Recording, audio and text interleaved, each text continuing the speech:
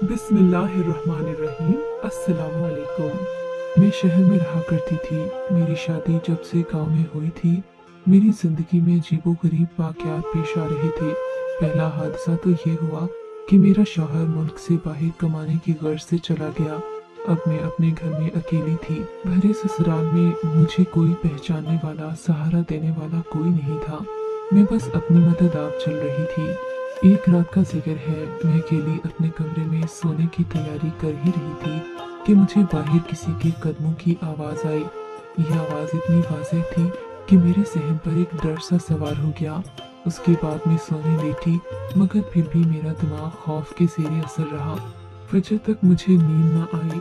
उसके बाद न जाने कब मेरी आंख लगी। 1 घंटा सोई ही होंगी कि सास ने मेरे कमरे का दरवाजा बजाया। बहू, अभी तक सो रही हो? उनकी आवाज सुनकर मैं चौंक पड़ी। मुझे तो सोए हुए भी 1 घंटा ही हुआ था। मैं आंखें मलती बाहर आई। वो मेरी आंखें देखकर हैरान रह गई। क्या हुआ है बेटी, सब खैरियत तो है? तब मैंने उन्हें सब बता दिया कि रात को किसी के कदमों की आवाज सुनकर मैं डर गई थी। हाँ बेटी, ये घर ही इतना बड़ा है कि अच्छे खासे इंसान को डर लगने लगता है। तुम ऐसा करो, कल से अपनी नंद के कमरे में सो जाओ। आखिर को वो तुम्हारी बहनों की तरह है। सास की ये बात अजीब सी लगी। अपनी बेटी की बजाय वो उसे मेरी नंद कह रही थी। अच्छा माँ, ठीक है, मैं कल से सारिया के कमरे में सो जाऊंगी। मैंने कुछ दिली से सर हिलाया और आकर नाश्ता बनाने लगी। सारिया अभी तक सोकर नहीं उठी थी। अम्मा ने उसे जगाया।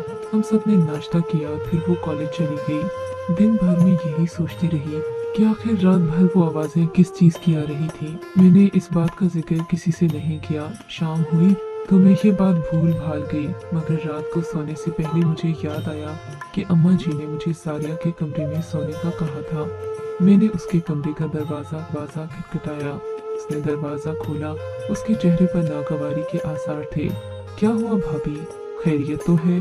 अम्मा जी ने मुझे कहा था कि मैं तुम्हारे कमरे में सो जाऊं। मैंने सारिया से कहा, भाभी मैं आपको अपने कमरे में नहीं सोने दे सकती। मैं रात देर तक पढ़ती हूँ, कमरे की बत्ती जलती रहती है, आपको नींद नहीं आएगी। सारिया की बात पर मैंने उसके हाथ थाम लिए। नहीं सारिया, कोई बात नहीं, मुझे नींद आ जाएगी। मैं हर तरह के माहौल में सो लेती हूँ। बस अपने कमरे में मुझे डर लगता है। तुम फिक्र न करो, मैं तुम्हें जरा भी डिस्टर्ब नहीं करूंगी। मेरी बात पर सारिया ने एक बार फिर मुंह बनाया और बोली, ठीक है भाभी, कल से आप मेरे कमरे में सो जाइएगा। नहीं सारिया, मैं आज भी अपने कमरे में नहीं सो सकती। कल रात को मैंने अजीब सी आवाजें बाहर वाली राहदारी से सुनी थी।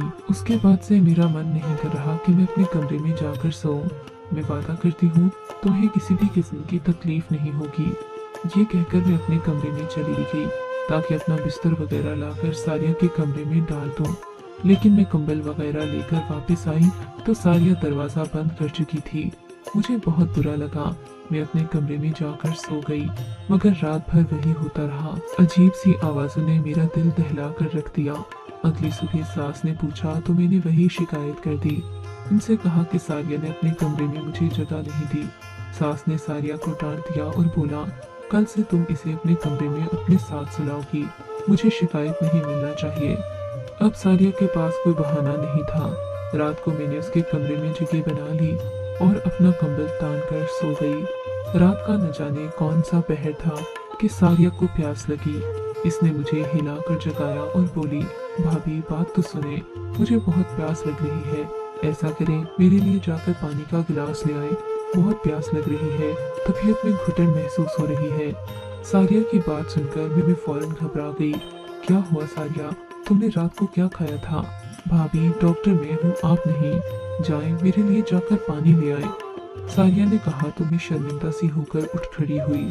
दरवाजे से बाहर जाते मैंने देखा सारिया मुझे गुस्से भरी निगाहों से घूर रही थी। खैर मैं पानी लेने चली गई। पानी लेकर जैसे ही मैंने वापस दरवाजे पर आकर दरवाजा बजाया तो ये देखकर हैरत की इंतहा न रही कि दरवाजा अंदर से बंद था। सारिया दरवाजा खोलो, मैं इस वक्त कहाँ जाऊंगी? मैंने हल्की सी आवाज में कहा।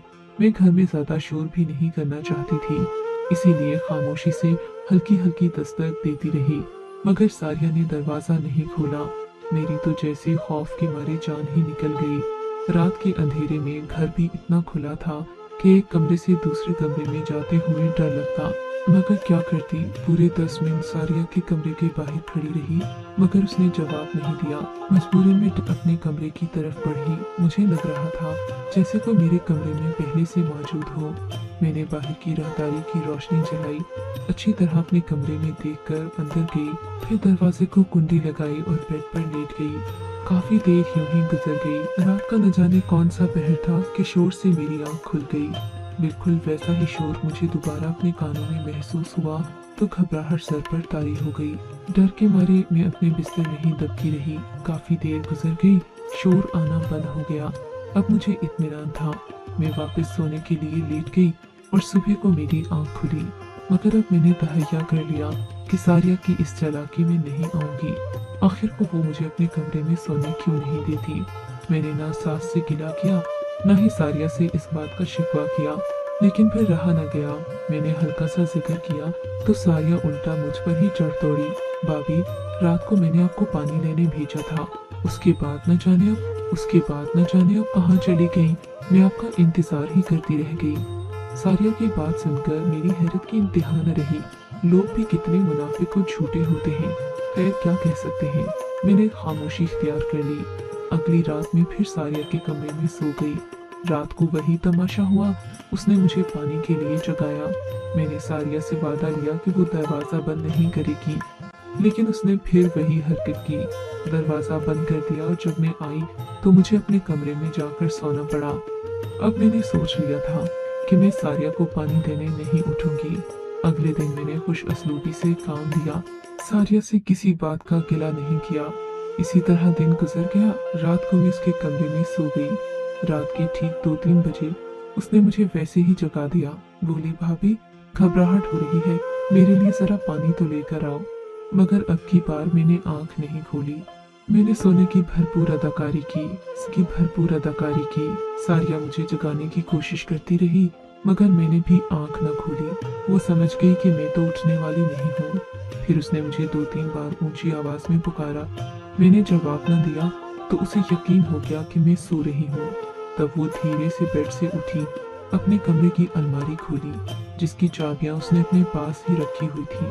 उसमें से एक पोटली सी निकाली, एक नजर दोबारा मुझ पर डाली और फिर अपने कमरे की खिड़की खोल दी। पहले इधर उधर देखती रही, फिर उसने खिड़की में से छलांग लगा दी और बाहर को चली गई। ये देखकर मेरी तो ठंडे पसीने छूट गए। या खुदाया, ये जवान लड़की रात के वक्त कहाँ जा रही है। इसे कुछ तो मालूम होना चाहिए कि ये घर की इज्जत है। इसके भाई परदेस कमाने गए हैं ताकि अपनी तालीम मुकम्मल कर सके, और इसे देखो क्या चक्कर चला रही है। एक लम्हे को मेरा दिल चाहा कि मैं जाकर अपनी सास को बता दूं कि सारी आधी रात को किसी से मिलने का फिर सोचा। इसमें हम सभी की बदनामी है। पहले मैं सारिया को खुद समझा कर देखूंगी। मैं भी बिस्तर में लेटी ही थी कि दोबारा खिड़की खुलने की आवाज आई। मैंने उठकर खिड़की भी बंद नहीं की थी। शायद मैं बहुत डर गई थी कि सारिया की वजह से खामोश ही लेटी रही। देखा तो सारिया कमरे से अंदर आ रही थी। उसने वो गठरी वैसे ही अलमारी में बंद की और फिर चाबी अपने पास रखकर सो गई। मैं हैरत से उसे देखती रह गई। सारिया तो बड़ी ही दीदा दलेर निकली थी। अब मेरे समझ में आया कि सारिया मुझे रात को पानी पीने के बहाने से बाहर क्यों भेजती थी।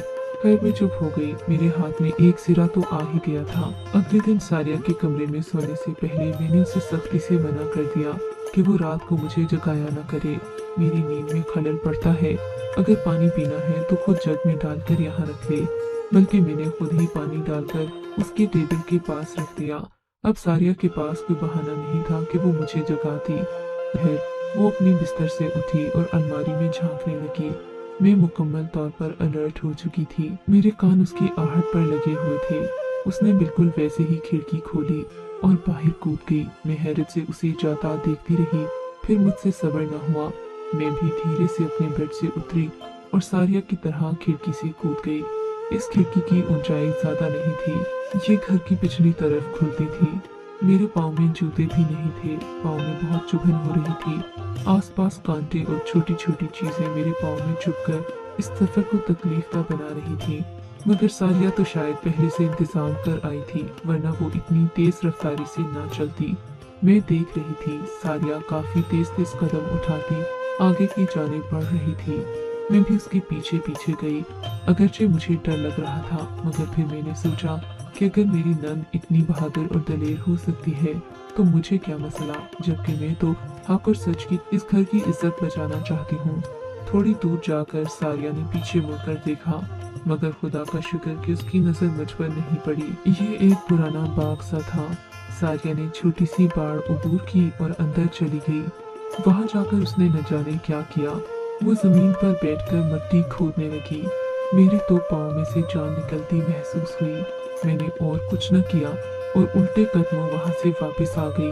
अब मैं सोचने लगी कि सारिया को काबू कैसे करूं। तभी बैठे बैठे मेरे जहन में एक ख्याल आया। मैं सारिया से सारी हकीकत जानना चाहती थी। चूंकि घर के सारे दरवाजे बंद होते, इसलिए सारिया के आने और जाने का वाहिद रास्ता खिड़की था। मैंने वो खिड़की जहाँ से सारिया निकलकर बाहर भागी थी, उसे अंदर से बंद कर दिया और खुद पास ही बैठ गई। मैं सारिया के आने का इंतजार कर रही थी। तकरीबन 1-2 घंटे बाद मुझे सारिया के आने की आहट हुई। मैं चौकन्नी होकर बैठ गई। सारिया ने हल्के से खिड़की खोलने की कोशिश की, मगर खिड़की अंदर से बंद थी।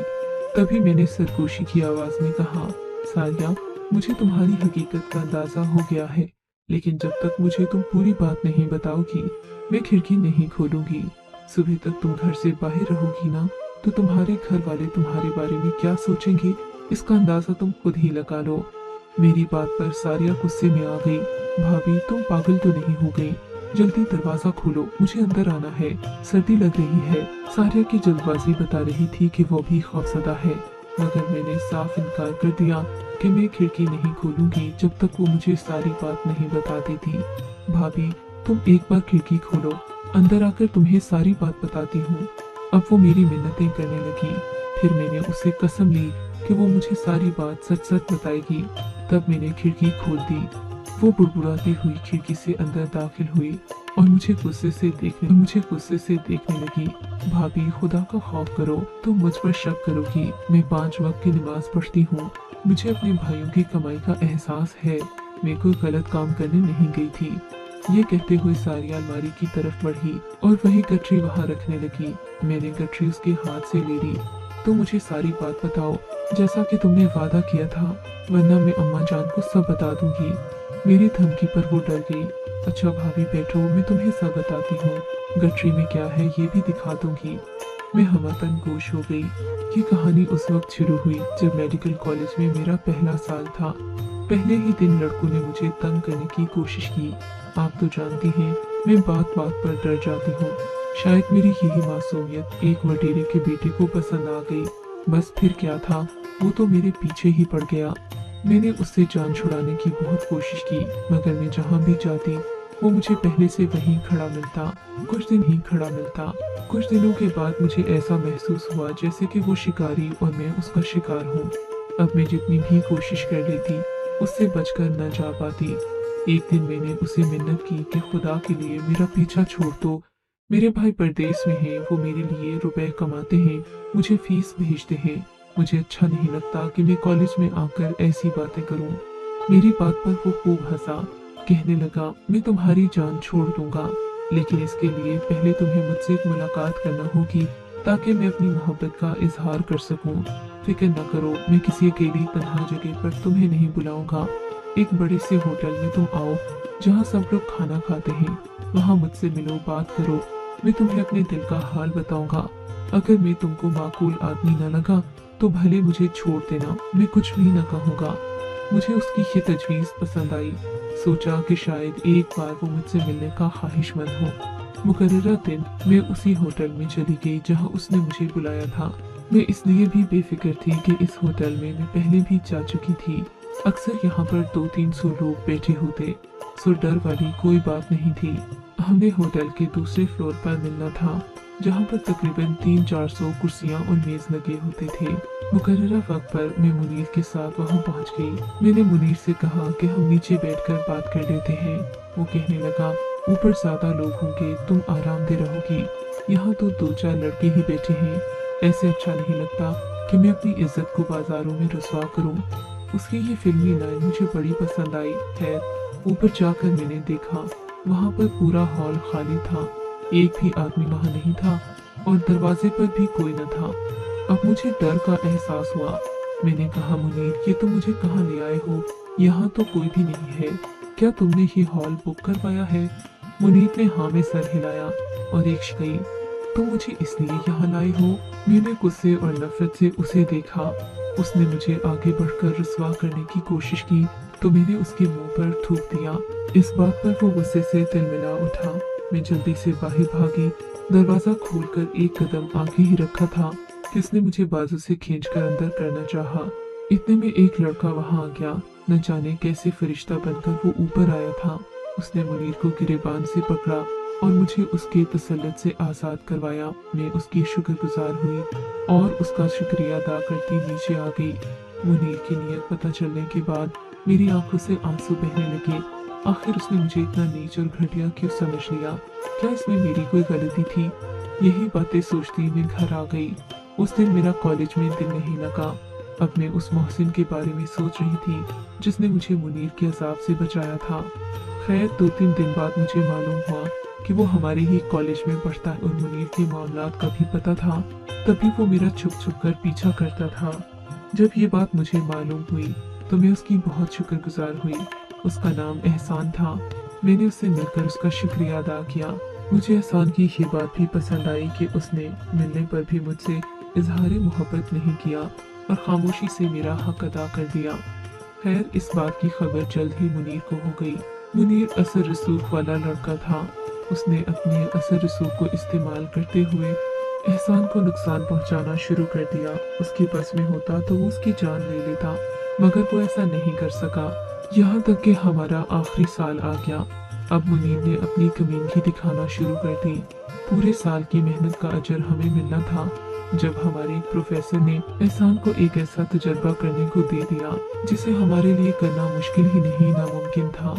मुनीर ने अपने असर रसूख से ऐसा जाल बिछाया कि एहसान कम अज कम इस रसूख से ऐसा जाल बिछाया कि एहसान कम अज कम इस तजर्बे में फेल हो जाए और उसे प्रोफेसर के सामने जिल्लत उठाना पड़े। इस तजर्बे के लिए हमें इंसानी हड्डियों से ढांचा बनाना था जिसके बारे में किसी को भी मालूम नहीं था कि वो कहाँ से मिलेगा। एहसान ने बहुत कोशिश की मगर मुनीर के असर रसूख की वजह से ये भी मुमकिन न था। कॉलेज के आसपास उसकी जान पहचान बहुत थी, इसलिए एहसान को हर बार नाकामी का मुंह देखना पड़ा। ऐसे में मैंने उसका साथ देने की ठान ली क्योंकि उसने ऐसे वक्त पर मेरी मदद की थी जब मैं बिल्कुल बेबस थी। तब मैंने पुरानी कब्रों की तलाश शुरू कर दी। मुझे किसी ने बताया था कि यहाँ पास ही जो बाग है वो जिन्नों भूतों के हवाले से मशहूर भी है और वहाँ पर इंसानी ढांचे अक्सर बड़े नजर आते हैं। इस बात ने मुझे हिम्मत दी। तभी मैं दिन को तो ये काम नहीं कर सकती थी क्योंकि ये जगह भी कॉलेज के पास है। मुनीर की नजर पड़ती तो वो मेरे लिए अलग मुश्किल खड़ी कर देता। इसीलिए मैंने सोचा कि अंधेरे में करूं। मैं दिन को जगह का तयन कर लेती और रात को वहां जाती। आज कुछ आखिरी चीजें रह गई थी जो मुझे मुकम्मल करनी थी। ये देखो, अब सब कुछ पूरा हो गया है। उसने खुशी से अपनी गठरी खोलकर मुझे दिखाई तो मैं हैरान रह गई। मैंने उसे सोने का कह दिया, खुद अपने बिस्तर पर आकर लेट गई। वादा किया कि ये बात किसी को नहीं बताऊंगी।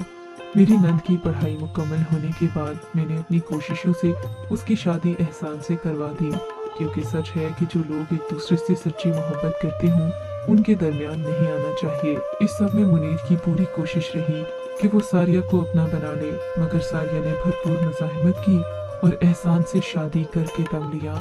मुझे इस बात की खुशी है कि सारिया और एहसान को मिलाने में कुछ न कुछ हाथ मेरा भी है।